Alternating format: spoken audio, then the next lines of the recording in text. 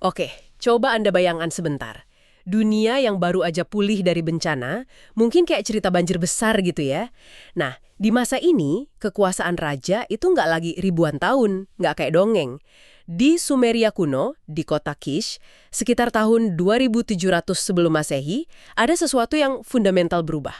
Pernah kepikiran nggak, gimana sih awalnya ide kalau ada orang yang emang dilahirkan buat jadi pemimpin itu muncul?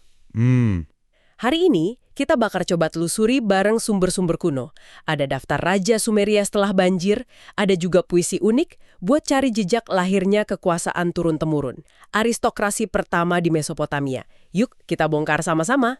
ya ini emang topik yang menarik banget. Jadi setelah peristiwa yang mereka sebut air bah itu, daftar Raja Sumeria memang dimulai lagi. Fokusnya pindah ke kota Kish. Beda ya sama era sebelumnya? Beda banget. Era prabanjir kan kesannya legendaris, raja-rajanya ribuan tahun umurnya. Nah, pasca banjir ini, masa pemerintahannya jauh lebih pendek. Lebih, gimana ya, lebih terasa manusiawi lah. Lebih masuk akal gitu ya? Betul.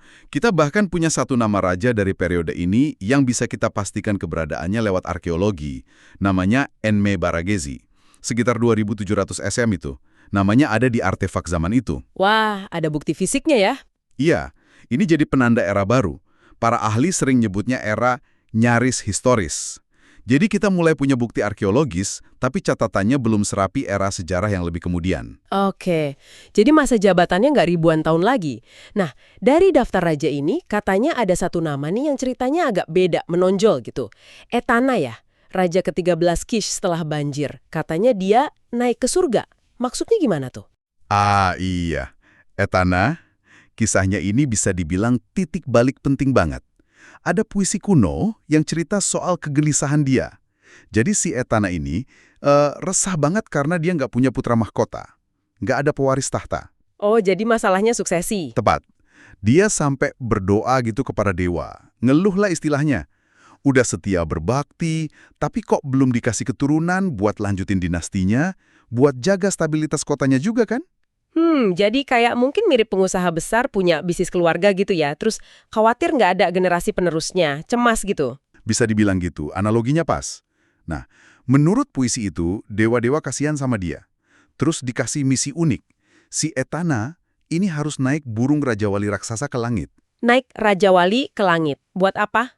Buat nyari tanaman kelahiran. Semacam, ramuan ajaib gitulah. Yang dipercaya bisa bantu dia dapat keturunan. Terus ketemu tanamannya, berhasil misinya. Sayangnya, bagian akhir cerita di prasasti itu rusak. Jadi putus gitu aja. Tapi, nah ini menariknya. Di daftar Raja Sumeria, setelah Etana, tercatat nama Balih. Dan Balih ini disebut sebagai putranya Etana, yang kemudian naik tahta. Aha, jadi ini dia nih kuncinya. Meskipun puisinya putus, tapi daftar rajanya nunjukin kalau dia berhasil punya anak yang jadi raja selanjutnya. Persis, Anda nangkap poinnya. Ini intisarinya.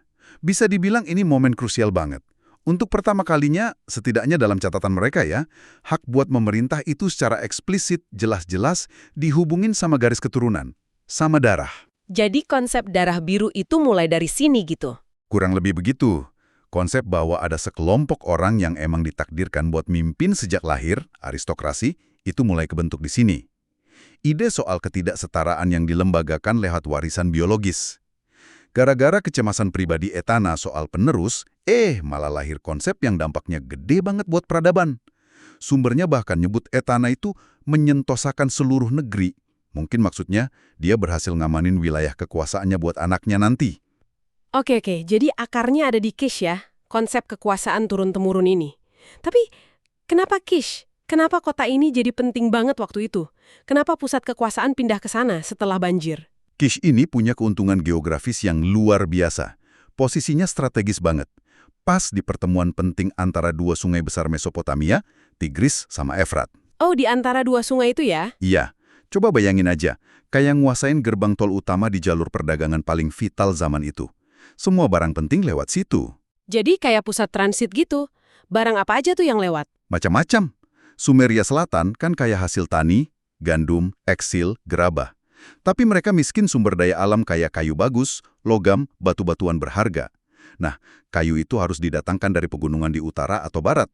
Tembaga dari Arabia. batu mulia kayak lapis lazuli yang biru itu dari timur jauh. Batu obsidian juga. Wah, banyak ya. Dan semua itu ngangkutnya lewat sungai. Jalur utamanya ya lewat Kish itu tadi. Pantesan ya, Raja Kish jadi kaya raya dan pengaruhnya kuat. Mereka bisa narik pajak atau upeti dari semua kapal dagang yang lewat situ. Betul sekali. Kekayaan dari bea cukai sungai inilah yang jadi fondasi kekuatan Kish. Saking berpengaruhnya, gelar Raja Kish itu nantinya sering diadopsi sama penguasa dari kota lain di Sumeria. Jadi semacam simbol status, klaim supremasi gitu, walau mungkin cuma secara kehormatan aja. Oh, jadi gelarnya aja udah punya nilai ya? Iya. Dan ini juga kejadiannya barengan sama fenomena tumbuhnya kota-kota bertembok besar kayak Uruk dan Ur sekitar 3.200 SM. Itu nandain adanya hierarki baru. Kota jadi pusat kekuasaan dan budaya yang dominan atas desa-desa sekitarnya. Menarik. Tapi meskipun Kish ini kaya dan berpengaruh karena perdagangannya, apa raja-rajanya ini terus bikin semacam kekaisaran gitu, ngaklokin terus merintah langsung kota-kota lain? Nah, ini bedanya. Ini penting buat dicatat. Dari sumber-sumber yang kita punya, kelihatannya raja-raja Kish di periode awal ini, termasuk si Etana dan penerusnya, itu belum sampai membangun imperium teritorial. Maksudnya? Ya, mereka belum sampai pada tahap menaklukkan wilayah lain secara militer, terus ngatur wilayah itu secara langsung. Kekuatan mereka lebih ke hegemoni, pengaruh lewat kontrol jalur dagang tadi. Mereka bisa narik upeti, tapi belum sampai invasi besar-besaran dan aneksasi wilayah. Kenapa gitu ya? Kok nggak sekalian aja? Mungkin tantangan logistiknya berat ya buat gerakin pasukan besar zaman itu, atau bisa jadi juga ideologi penaklukan skala besar, bikin imperium gitu, memang belum sepenuhnya berkembang di masa itu. Jadi fokusnya lebih ke untung ekonomi dari dagang. Oke, jadi kalau dirangkum nih ya, dari penelusuran sumber ini, kita lihat gimana di Sumeria pasca banjir, khususnya di Kish, konsep kekuasaan itu berubah. Kisah pribadi Raja Etana yang nyari pewaris itu jadi semacam titik awal lahirnya ide aristokrasi, hak memerintah karena keturunan, karena darah. Iya, betul. Dan kekuatan Kish sendiri itu ternyata dasarnya dari posisi dagangnya yang strategis banget. Pengaruhnya jadi besar, tapi belum sampai jadi kekaisaran penakluk kayak yang kita bayangin mungkin ya. Ternyata ide kalau ada orang yang terlahir buat mimpin, itu ada awal mula sejarahnya ya. Menarik banget kan? Gimana sebuah konsep yang mungkin sekarang kita anggap alami aja atau fundamental kayak kekuasaan turun-temurun itu ternyata punya titik awal yang bisa kita lacak dalam sejarah. Lahir dari kebutuhan dan kondisi spesifik di masanya. Iya juga ya. Nah, ini mungkin bisa jadi bahan renungan buat Anda nih.